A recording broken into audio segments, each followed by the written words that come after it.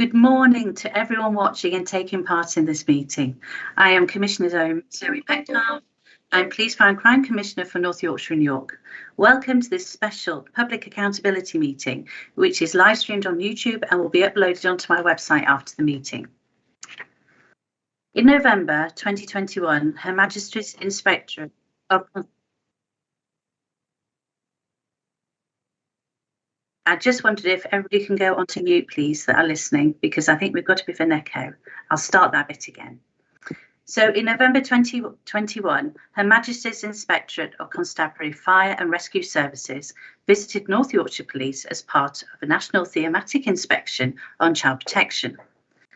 Every force in England and Wales is being assessed. This report was published on Tuesday, the 29th of March 2022. The report is of extreme concern and disappointment, as it showed that while the Inspectorate found examples of good practice during their inspection in November, they also found a lack of inconsistency in North Yorkshire's Police's treatment of children across the cases they examined. All children deserve to grow up in a safe environment, cared for and protected from harm, but too many do not, and our police forces have an important role in identifying those who are vulnerable, protecting them and meeting their needs. So that is why we need to be candid in acknowledging that what this report found is unacceptable. It is clear that sometimes not enough has been done to ensure that North Yorkshire Police can show that vulnerable children are as protected as they should be in North Yorkshire and York. And all too often the failings come despite the very best efforts of those who have a policing role to safeguard them. It is important to note that the report does say there is evidence that improvements were underway in November 21 when the inspection took place, and I have been assured by the Chief Constable that these have been continued at pace, so many of the issues that are identified are now in the process of being addressed, and we will hear more about that this morning. I have also met with local authority partners and they have offered their full support to North Yorkshire Police in addressing the report's findings and ensuring that children are kept safe in the city and the country and around the county. I think it is important that the findings of this inspection are not seen as a reflection on individual police officers and staff and the important roles that they undertake every day. You will see from the report that this was noted by the inspectors who witnessed the dedication and commitment from the officers and staff who conducted the child abuse investigations, while often working in very difficult circumstances.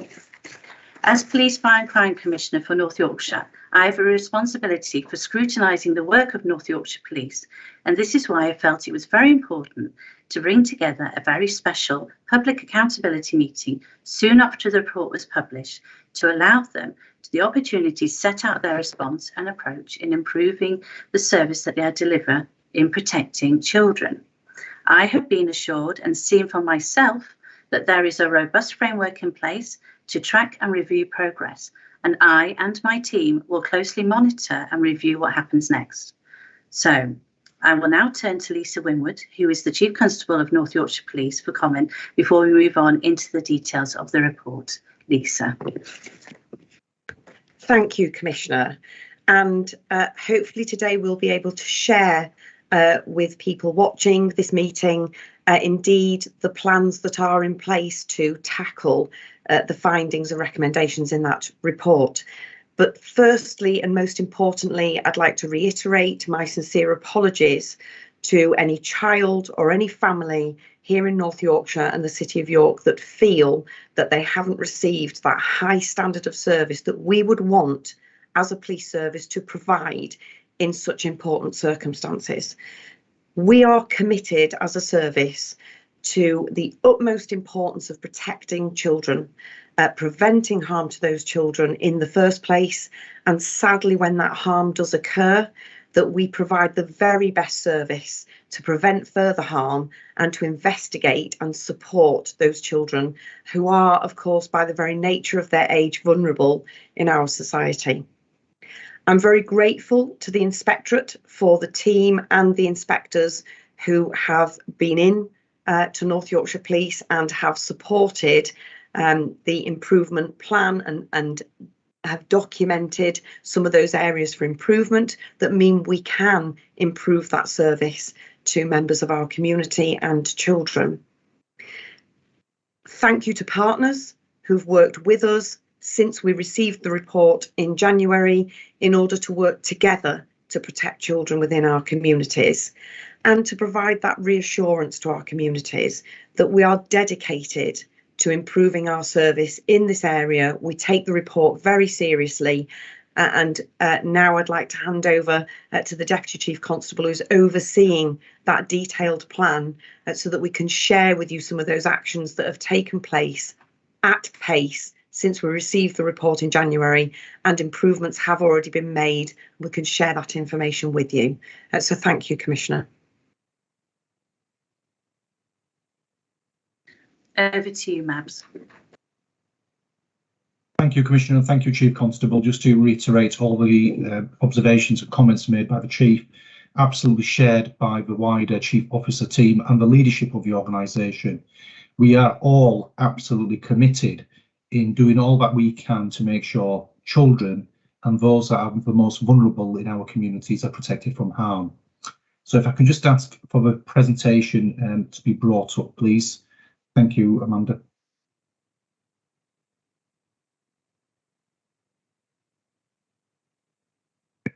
Thank you. Can I just ask, can you put it on the presentation mode, please? Yep. Okay, if I just start with the purpose of the inspection itself then. So HMIC conducts a national inspection. This wasn't a full child protection inspection, it was a thematic inspection that they have conducted of North Yorkshire Police. What the purpose is to examine the effectiveness of the decisions made by the police at each stage of our interactions with or for children. It includes our initial contact through to the investigation of offences against them. It scrutinises our treatment of children in custody, assesses our forces as structured, led and governed in relation to their child protection services, and the findings are intended to provide information for us as the police, the Commissioner's Office and the public, most importantly, how well children are protected and their needs are met. And the purpose is obviously to secure improvements for the future. If I can just ask to go to the next slide. So the North Yorkshire Police inspection took place in November 2021. A draft version of the report was received by us on the 10th of January 2022. The key thing in relation to that is, as soon as the draft report was received, we absolutely took that incredibly seriously. We started formulating a response and a plan, even though it was a draft report. And under normal circumstances, what the force would have is the opportunity to receive a formal report and then have 6 weeks to respond with a plan. What we decided, due to the importance of it and how we were incredibly concerned in relation to the areas that it's highlighted, the Chief Constable and I very clearly wanted to make sure that we had a clear structure in place in order to make the necessary improvements prior to the final report landing with us in March.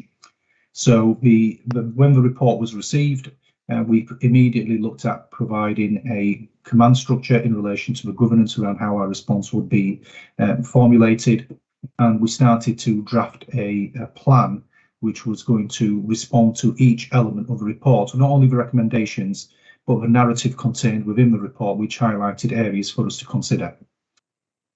The draft action plan was submitted to the HMIC on the 2nd of March. That action plan is now being reviewed against the final report, and we are confident that it has covered everything that we needed it to cover, and we've had that conversation with the HMIC lead that works with our force. The actual report was published by the HMIC on the 29th of March, as you've outlined, Commissioner. If we can just go to the next slide, please.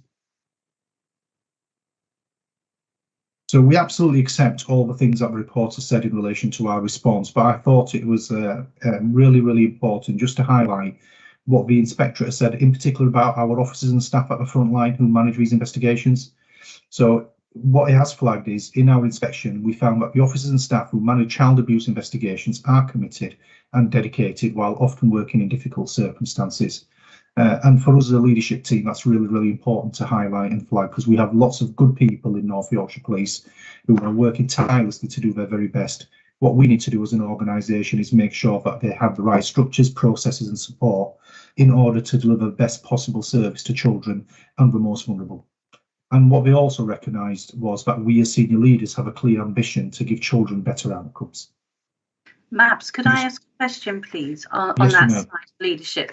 So for me, it's how has this report impacted the workforce, especially those in the field of child protection? And also, what work is taking place to ensure officers and staff have the right support and motivation to continue to improve the service?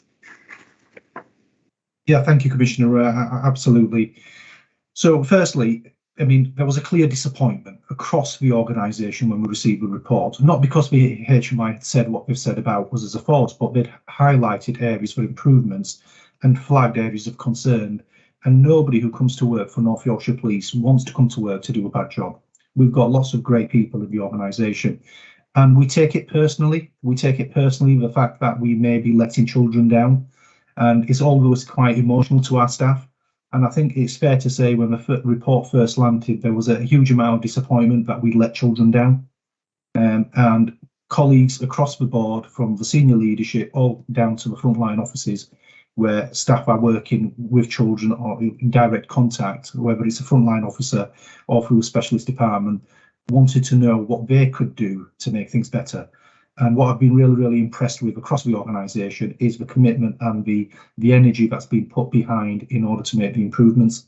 So there has been a knock-on motivation, there has been a knock-on confidence, but there's absolutely been a significant support provided across the organisation in order to make the improvements that we need to make.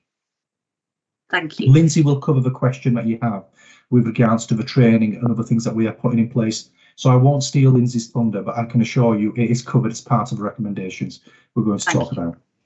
Okay. And just go on to the next slide in terms of a goal strategy. So the goal strategy, for those not aware, I'm the goal commander, and a strategy was put into place in terms of how we would direct the overall organisational response.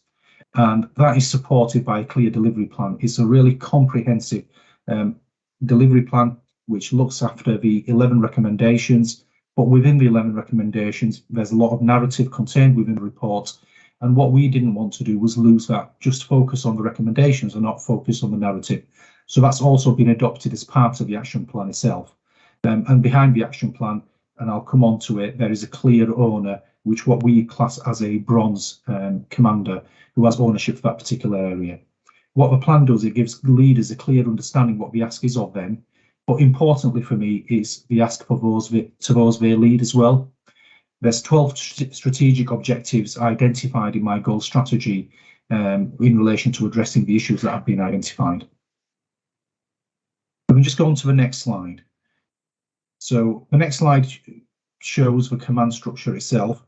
So obviously I'm gold, Lindsey, ACC Butterfield is silver, and then we have a number of bronze commanders.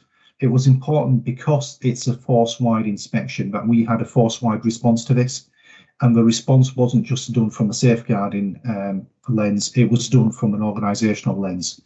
So the three commanders for the county, Scarborough and Rydale, and York and Selby, have a key role to play because of the nature of their local policing responsibilities and the majority of the work in relation with the local partnership, but importantly with frontline contact with children. The head of crime in terms of a crime detective superintendent is clearly a key role to play as a bronze commander due to their overall responsibility in relation to investigations, and the recommendations also touch upon that in terms of our crime allocation, investigation, and the outcomes and care that we apply. Head of customer contact, you'll have seen and read in the report, in particular around missing children, PPM notices, and other elements. It's a key aspect to ensure that we had somebody that was taking responsibility for all those areas. And then you asked the question on learning and development. We've got a separate bronze commander looking at learning, training, and continuous professional development. That's been flagged in the report as an area of concern around the lack of training that's been provided to our frontline officers and those in these specialist roles. There's a full comprehensive training package that's been developed, which Lindsey will speak about. But also what we've also done is engage national practitioners. So for example, Operation Hydrant who work with the National Police Chiefs Council, who've got a lot of expertise in this particular area around child protection, and they are going to be providing support to North Yorkshire Police with either a 1-day or a 2-day training package. But again, Lindsey, I'm sure, will speak about that. Head of Criminal Justice and Custody, because of the areas that are highlighted around appropriate adults care in custody, corporate communications, people services and business insight. Importantly, also within my Gold Command structure, we've engaged the HMIC themselves. So the HMI Force Liaison Lead and also the National Child Protection Lead are engaged within our gold group and have a seat at the table, and importantly a voice at the table. And I know, Commissioner, your office is also represented, which we are very grateful for as well. If I can just move on to the next slide, please. So there's 11 recommendations in total, and I'll just very briefly summarise and go through them, and Lindsey will speak about 4 in particular, which we thought were important for the purposes of this meeting. So what the HMIC have said is, and they recommended, is that we review our processes regarding incidents relating to child protection. Underneath each of these recommendations was a narrative, and there's further information that HMI have provided. For the purpose of this presentation, I've just highlighted the key area.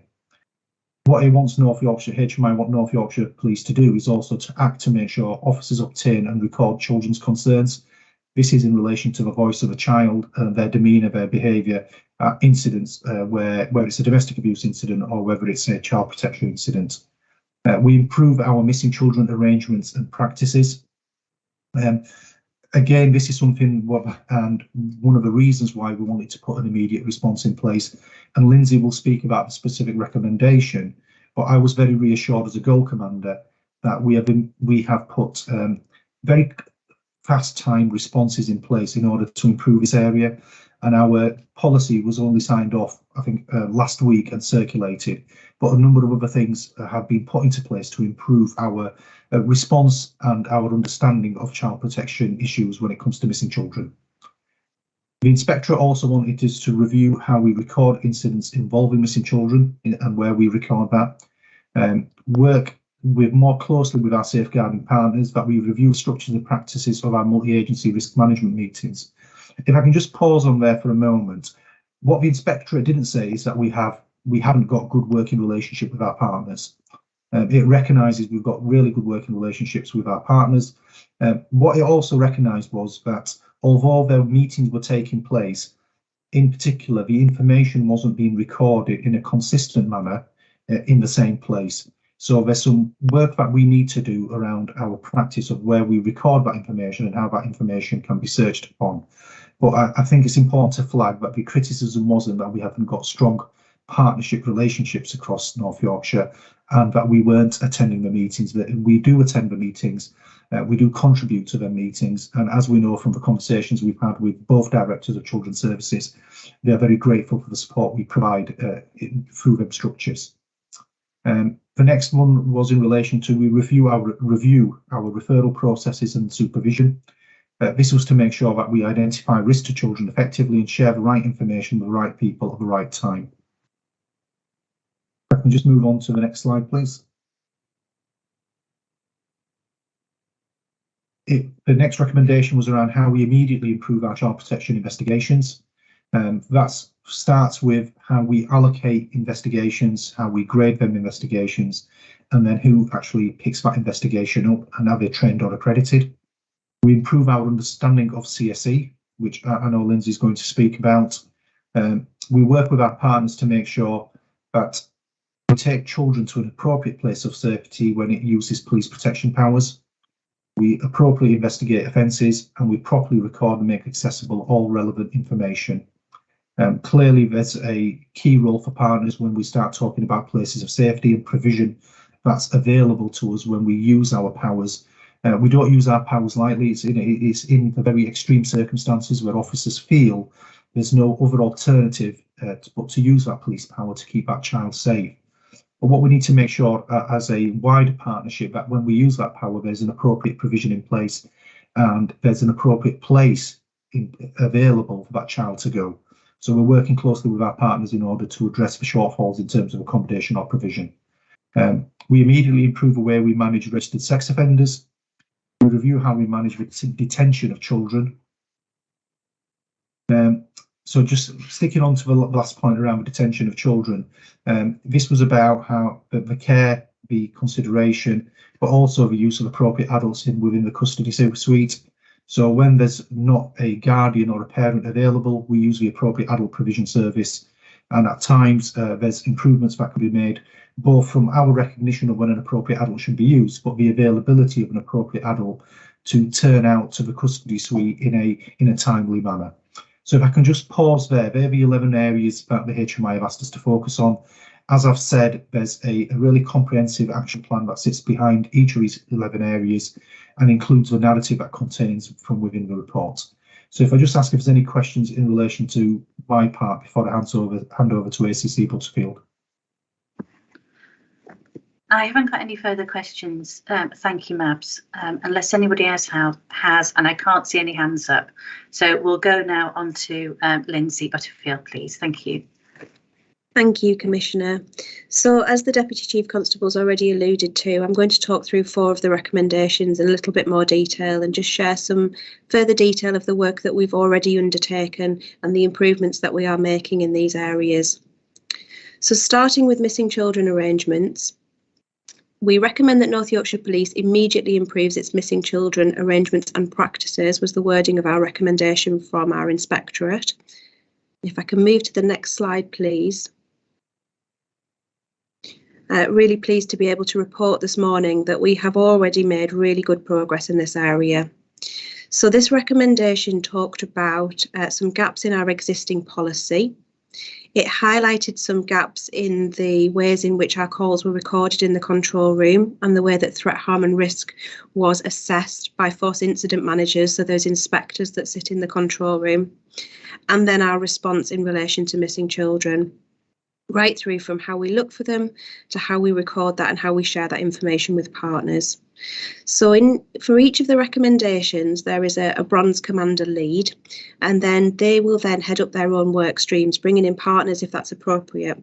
So for our missing children arrangements work stream, we have representatives from our control room right through to our partner agencies, making sure we've got a holistic approach in relation to our response. So as we stand today, we can say that we have updated our missing from home procedure, that is now in line with our College of Policing authorised professional practice. So that's the best practice nationally for policing. That we have rolled out training to our existing force incident managers, those individuals in the control room that assess threat, harm and risk as those calls are received, and also to our staff, our control room staff. So that could be our call takers, it could be our dispatchers, and we're working with our missing from home coordinators and also control room management to make sure we've got absolute consistency of message. Lindsey, can I ask a question? Sorry to interrupt. Can I just ask a question on the force control room? There's a couple of questions here, and that's what specialist training has the force control room staff received? And also, how will the call handling for such incidents be monitored in the future? Absolutely. So every member of our control room staff undertakes very detailed training as they start their employment with North Yorkshire Police, and missing children, missing persons is a significant proportion of that training. So it's making sure that we've updated the training for new starters and that's in line now with our new procedure, but also making sure that we capture our existing staff, and that's the piece of work that's now ongoing. So that's hope that answers your first question, Commissioner. In relation to how we would monitor the impact and how we would measure whether or not that's making a difference, that comes from call monitoring. So that's a key responsibility for our deployment managers. Part of their role is to listen into the calls that are being taken by their staff and the quality assurance piece. And that's ongoing now as well within the control room, so that we can make sure that the steps we're taking really are having the impact that we want them to. And in addition to that, so that's line management responsibility. We also have a business insight team who have field coaching officers, and part of their responsibility is to go out and reality check. So in addition to those line management checks, we also have an independent team who will come in and make sure that the actions we've taken are having the desired impact. Thank you. One of the other elements that was identified within the inspection report the grading of incidents had been downgraded. So when calls for service come into the control room, they can either be classed as an immediate grade, that's where there's a threat to life, a priority grade, which is an incident which deserves a priority attendance, so within an hour, a scheduled grade, which tends to be an appointment. And within the case audits that the HMICFRS reviewed, they found examples where immediate grades had been downgraded and perhaps without the narrative or the appropriate detail on the log as to why that had happened. So that causes us some concern, and we very quickly renewed our policy now so that I grades can't be downgraded without oversight of supervision within the control room. So again, we're now at the point where we can reality test that to make sure that that is understood, and that the incidents that are now being downgraded are doing so with the appropriate level of scrutiny. So we've changed our policy, and we're now in the process of reality testing to make sure that that's having the desired impact. Caroline, did you want to come in? Thank you, Lindsay. Appreciating for FIMS and deployment managers, it's a high pressurised environment and role. Are you confident that there's capacity in terms of them being able to assess and do the downgrading and make, or before downgrading is appropriate? Yes, absolutely. This is about prioritising our effort, isn't it? And this is absolutely our core focus in terms of keeping children safe. So yes, we've made it absolutely clear that this is a priority, and our expectations around those that are in supervisory positions within the control room. And then the final point in relation to our missing children arrangements is how we review the instances that have been reported and the actions that we've taken. So we had a very small missing from home team of 2 individuals.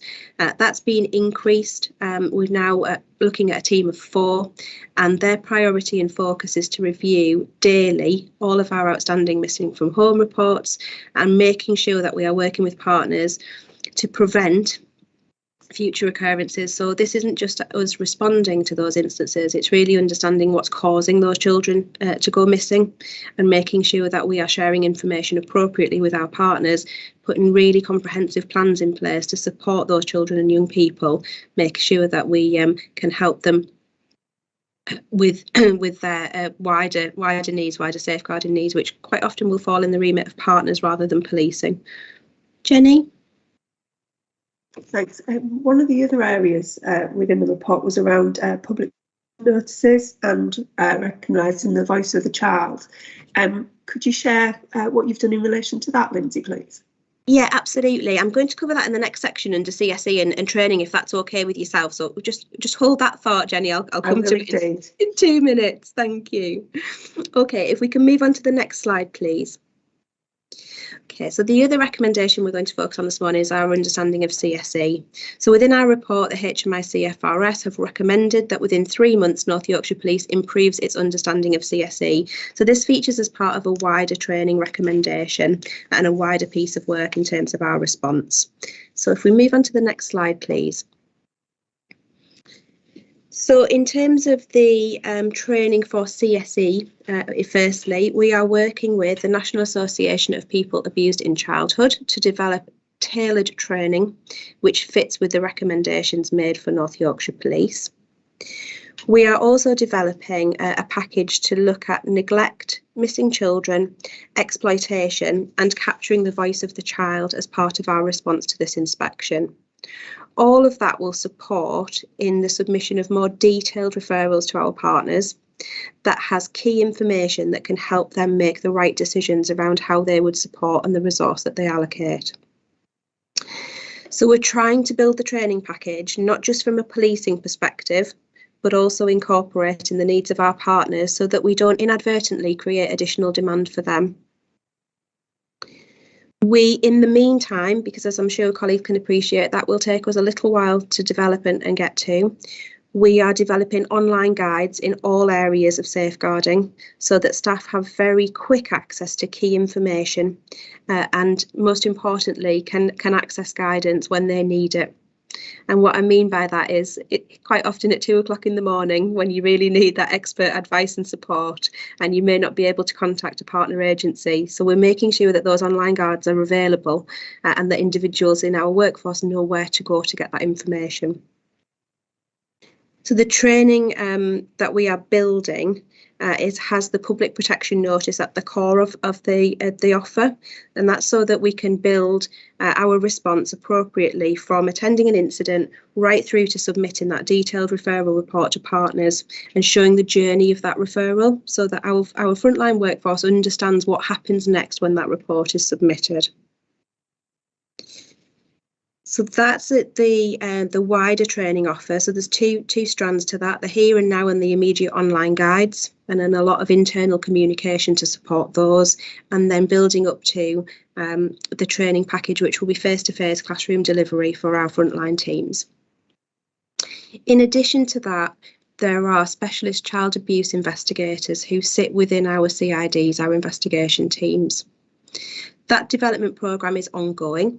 And detectives in that programme will all have their portfolios complete by December of this year. So in addition to the initial course that they'll go on, they then need to submit a portfolio to show their operational competence.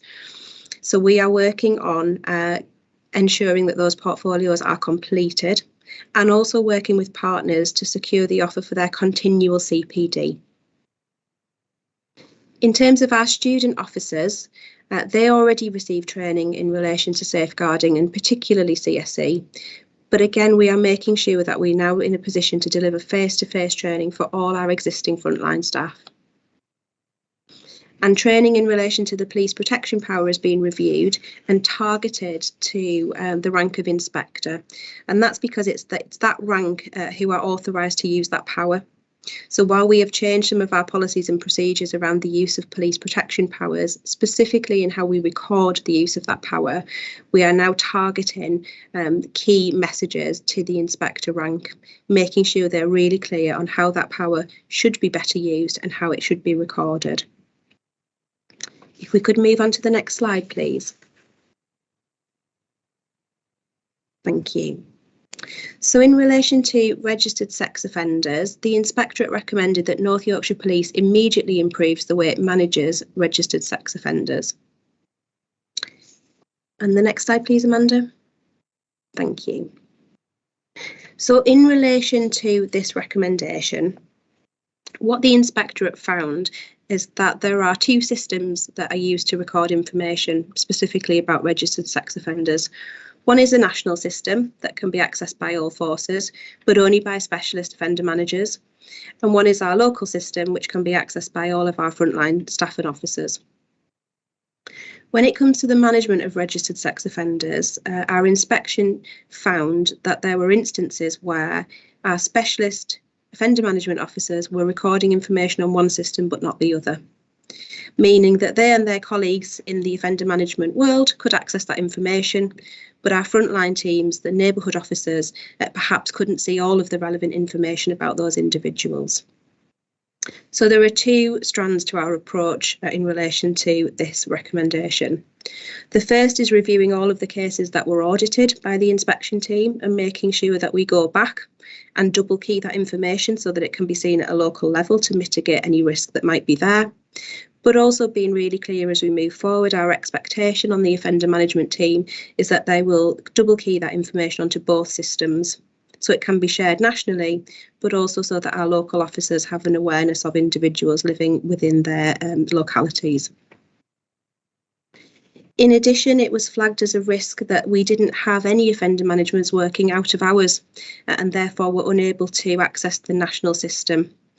We now have a procedure in place whereby control room staff can access out of hours access to the visor system, the national system, and we do that through an arrangement with a neighbouring force. We've talked already about the way in which we record the information about registered sex offenders, and that's been audited to identify any gaps so that we can mitigate any risk that has been found within those case audits, and also the steps that we've taken to make sure that information is accessible lifetime to frontline officers regardless of the time of day.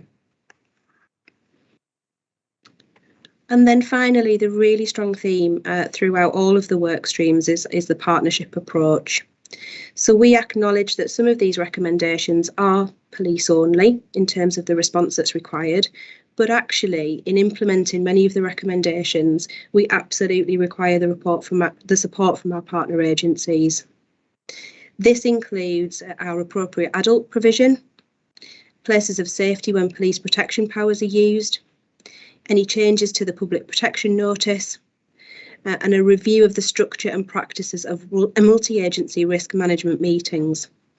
So in relation to partnerships, as the deputy's already alluded to, really pleased to say we've had very strong support from our partners in relation to our inspection and the findings. As chair of the Silver Group, I have representation from both directors of children's services, that's from the City of York and from North Yorkshire County Council. We're also in a position now where health colleagues are joining us on that group. And their teams are committed to the task and finish groups that sit underneath the bronze commanders, making sure this is a holistic response. And as I said right at the start, making sure that we minimise any unintended consequences for our partners in the police response.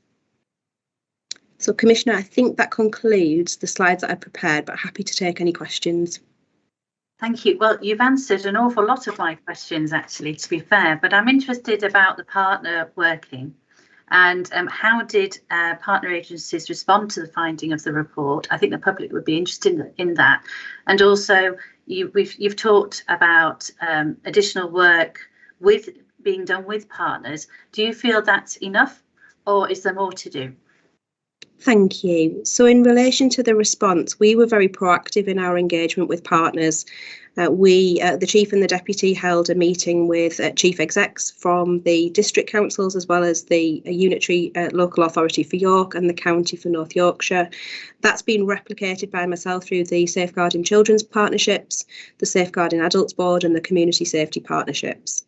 I think it's fair to say partners were as disappointed as we were in terms of some of the findings in the report, but that said, completely committed to keeping children and young people safe in North Yorkshire.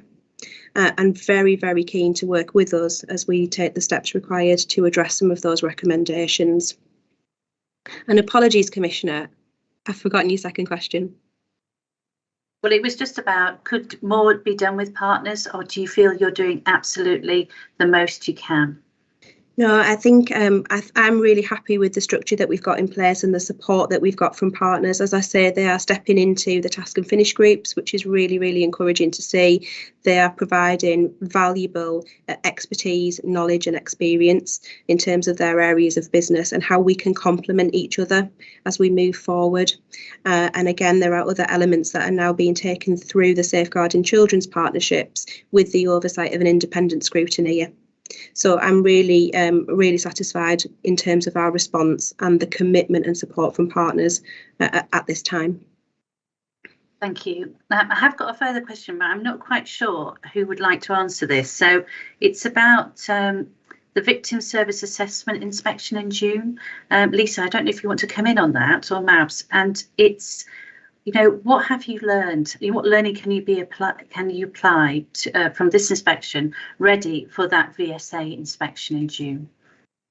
No, thanks, Commissioner. I will hand over to the Deputy in terms of the leadership of the detail of that inspection, but absolutely, when we receive any sort of inspection report, and that might be a thematic inspection from another force, so when they're shared nationally, it may be that thematic inspection didn't include North Yorkshire, but might have been an inspection of other forces, but there are lessons to learn for every force.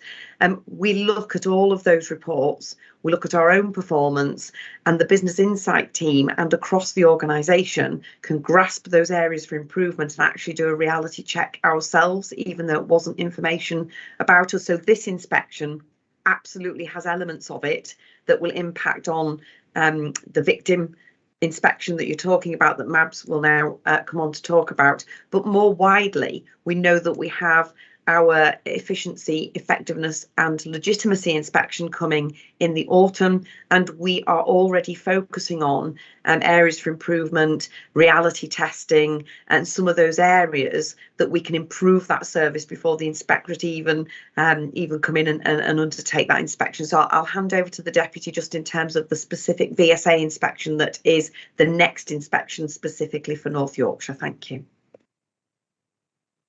Yeah, thank you, Chief. Thank you, Commissioner. You could see my hand went straight up as soon as you started around the victim services assessment side.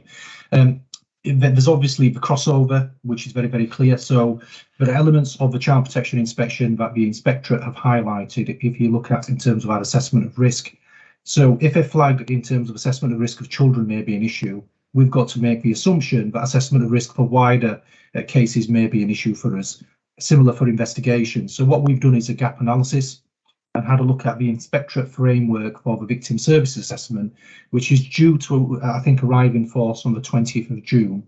And the Force Liaison lead, Steve Cotter, is engaged in our goal group as part of that. So that gap analysis has helped us create and incorporate a further action plan. The silver commander for that is ACC Elliot Foskett, who's taking the lead, and he's got a similar structure set up as Lindsey has for the NCPI. We felt it was a little bit, well, it was very unfair to give Lindsey both because she's got enough on her plate with a child protection inspection and the response and the improvements that are required. So Elliot's taking the lead for that. The gap analysis has already identified some areas where we're doing really well, which is good to see and read, but other areas where we need to make some improvements. But it gives us an opportunity now to identify what they are and put the appropriate measures in place. As part of that, it's not been formally announced yet if we will or won't. We may have a crime data integrity inspection. The force was inspected 3 years ago. We know from our own benchmarking and auditing that we've done around incident to crime conversion rates, incident to crime recording, timeliness of crime recording. We're doing really, really well as a force. That's from the Force Crime Registrar and the audits that's taken place. That might be part of the victim service assessment or it may not be, but that's something we're also looking at and we're not being complacent about because we're all interlinked and it's very, very important for us. Right, that's great. Thank you very much. That's the end of oh, Caroline's got a question as well. Thank you, Zoe. I was just going to highlight something touched on at the beginning in terms of public trust and confidence. Obviously, that has to be managed well moving forwards. Appreciating a lot of work has already taken place and continues to. How would you propose that will be communicated to the public from North Yorkshire Police so that obviously people can see the improvements as they take shape? Did you want me to start the answer to this one, Caroline? Others may want to come in on it. Yeah. I think the first thing I would say is this is not about responding to an inspection to tick a box to get a better inspection outcome. The whole purpose of our being, our purpose for being here as a public service is to keep our communities safe. And more importantly than that, to prevent them from coming to harm in the first place. Because if we can prevent that harm happening, that has to be a better outcome for our communities. Yes, we want to deliver an exemplary service when something bad happens, but if we can stop it happening in the first place and protect those communities, that's so important to us. So I'd want to reiterate some of the things that have been talked about today, the gold group being set up, the silver group that Lindsey's leading, the leadership in those bronze groups, the partnership arrangements and partners is all focused on connecting with the community and delivering a much improved service to that community and reassuring them through that contact and that improved service that we really care about preventing harm in the future, stopping harm coming again and actually investigating effectively when something bad has happened so we get the best possible outcome for those communities. So some of that communication will come from the work with communities to improve the service. Aside to that, obviously this meeting is a perfect opportunity for us to engage with our community. So grateful to the Commissioner for setting this meeting up because it affords us that opportunity through those people watching, perhaps through some of those media agencies that may be watching today, to share some of that reassurance of the action plans that are in place that were gripped immediately. We didn't wait for the report to come out in March. We saw the draft document and immediately set up the processes and systems that could start to improve those services. So hopefully by that engagement, helping our communities understand that we're there for them, we take this very seriously and these actions are already in place. And I'll draw this to a close before anybody else wants to come in. I would really ask our members of the community to report their concerns to us because we can't prevent that harm unless we know what's going on out there in our community. So I would really offer that reassurance. Yes, we're really disappointed in the report. Yes, we can absolutely see that might have knocked the trust and confidence in our service. but we need the intelligence and information to put the services in the right places to prevent that harm. And so I'd really want that message to be out there of, we care about this. We've put a lot of methods in place to improve that service immediately. Please contact us and you will receive the highest standard of response. But thank you for the question, Caroline. Thank you for that. Lisa, if I can just come in on the back of that. As part of this, on the goal group, obviously you're aware, Caroline, we have the comms lead as an integral member. And what we've promised to do is provide an update as we're conducting the work. So in a number of months' time, we'll provide an update in terms of where we are, what progress we've made, in particular around the elements of the action plan. One of the things that we want to reassure ourselves is we're not just ticking a box. So we've completed the recommendation, but we haven't closed that recommendation until we've reality tested it. So there are a number of recommendations which technically they are closed for February and March. I can say hand on heart that all the recommendations that were put into place as part of our timelines for February and March have all been completed. But we haven't closed them actions as yet, because what we want to do before we close it, we want to reality test it. So we know from some of the reality testing that we've done, we've had some really good results. For example, police protection notices. The initial pilot and trial that we are running has had some very good feedback. We've had a look at the completion of the forms and the assessments in terms of when that's been applied, it's to a high standards. We could easily close that action off, but we haven't done because we want to make sure it's consistent across the organisation. So we will provide an update in due course. There will be a section on the intranet or the internet, should I say, for the external public to see what updates that will be provided. And finally, it's down to victim confidence, isn't it? It's victim satisfaction, victim confidence, and improved outcomes. We may not necessarily be able to prevent children coming from harm. We obviously want to do that, but we know that sometimes that's not always possible. But what we want to make sure as a policing service, that when a child does come to harm, that they have the best possible care and the best possible outcome that we can provide. Thank you. Thank you. Right, we'll move on now to the public questions. So Simon, could you put them up on the screen, please?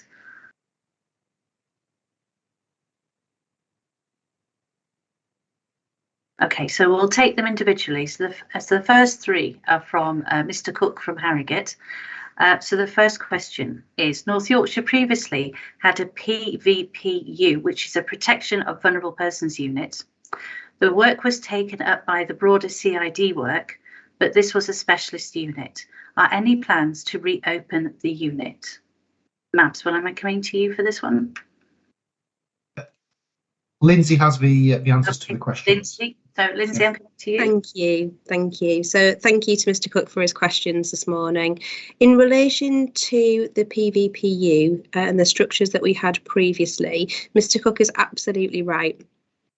We did have a separation between the CID and the Protection of Vulnerable Persons unit. However, it's really important to say that it is the skills of the individuals working in those units as opposed to the names of the teams that are really important. So while those officers were moved from PVP into the CID, actually we didn't lose anything in terms of skills and capability. It's more in terms of how our teams are structured. So we are obviously keeping our structures under continual review. There are no immediate plans to revert back to that structure, but it would be remiss of us not to consider that in response to our report findings. That said, it sits against a current national context of a shortage of detective constables, and that is something that we also see in North Yorkshire. So we need to be really careful that we are using our resources most effectively and that we don't create additional gaps in other teams by reverting to a structure that perhaps at the moment we don't have the resourcing to support fully.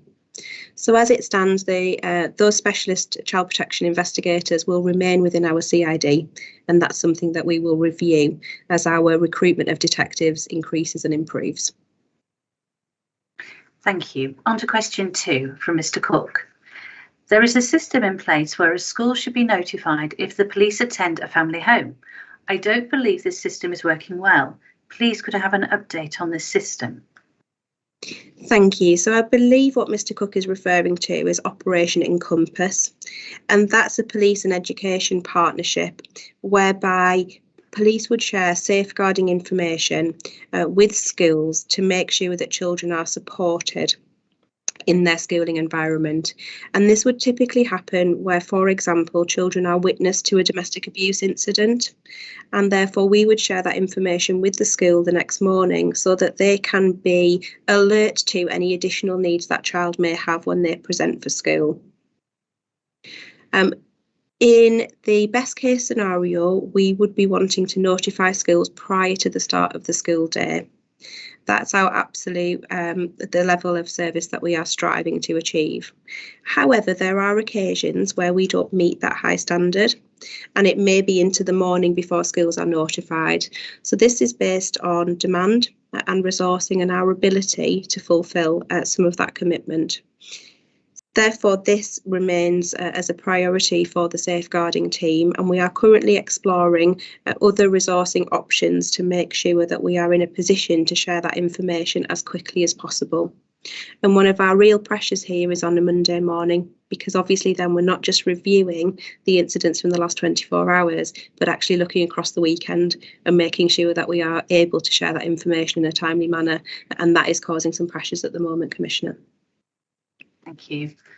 So the final question from Mr. Cook is, in ongoing child protection cases, the police don't contribute well to the child protection order review meetings.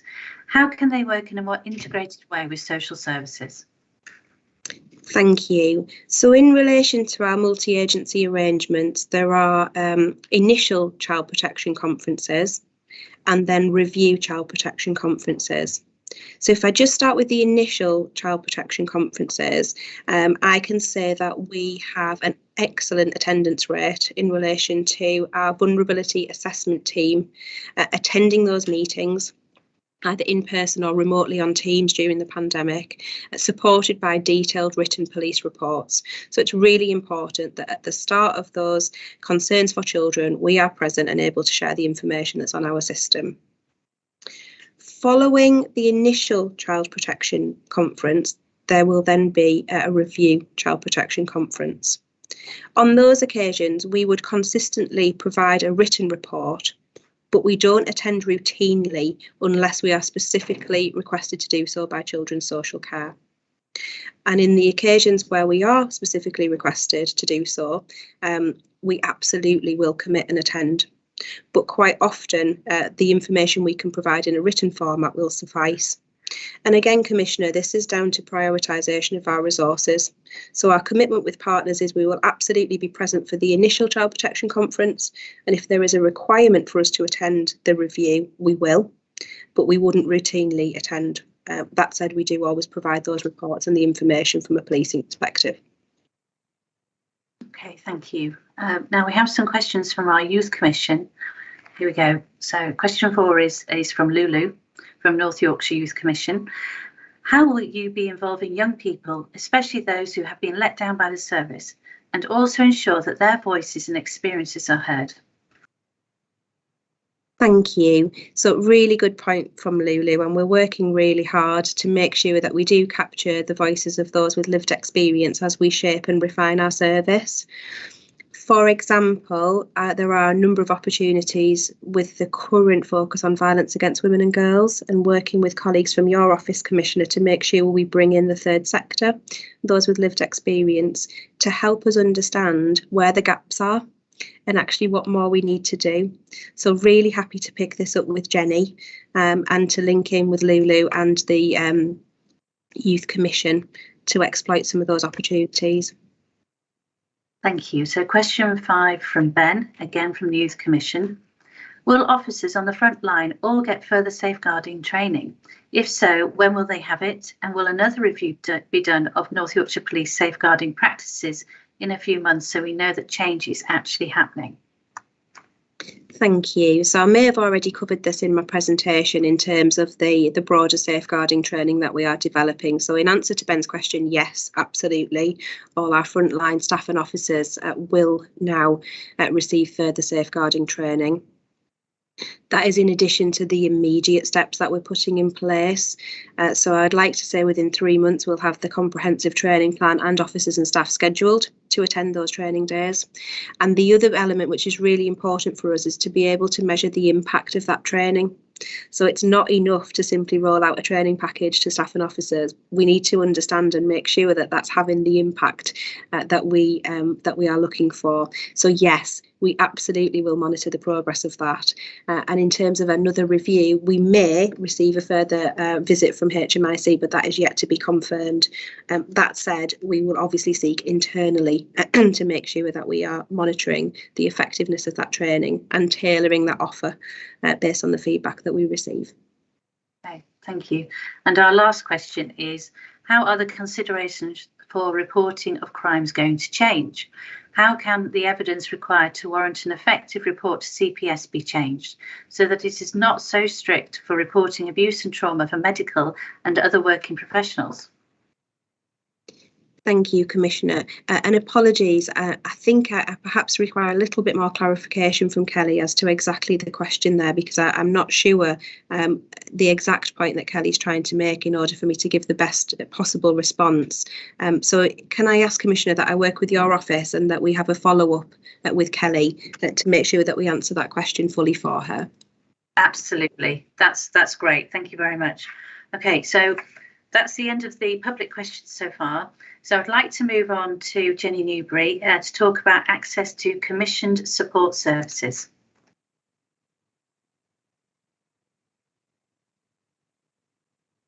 Sorry, I see that Mabs has his hand up. So Apologies, Mabs.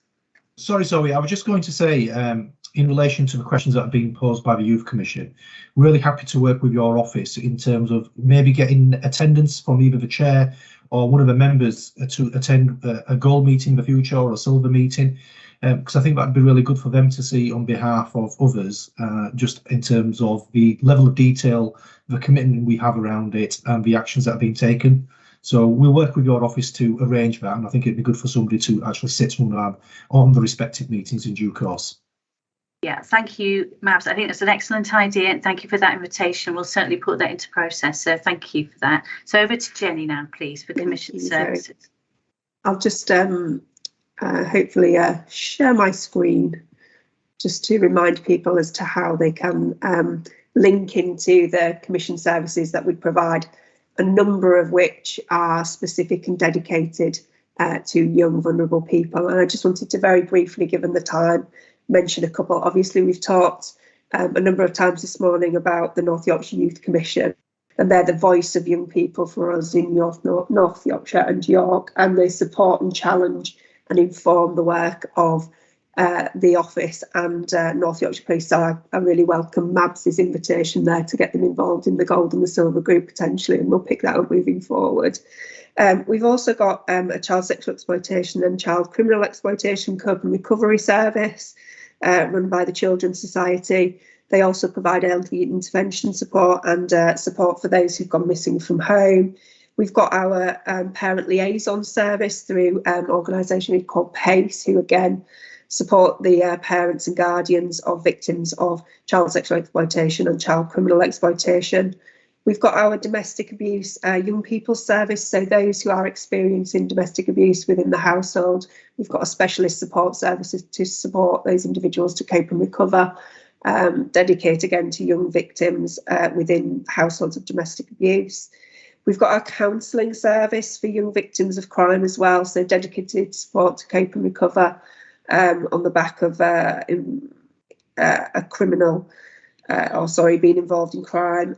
We've got our change direction service, which is our diversion service for North Yorkshire and York young people for 10 to 17-year-olds. And we've got our support service for young people displaying abusive behaviours, and that's supported by IDAS. And it's just to make sure that anybody watching is aware of the fact that if you are a victim of crime in North Yorkshire, whether you've reported to the police or not, you can access cope and recovery support via the Supporting Victims team, and the information is there on the screen. So there's the website supportingvictims.org, there's the email help@supportingvictims.org, or you can call them directly on 01609 643 100. Thank you, Zoe.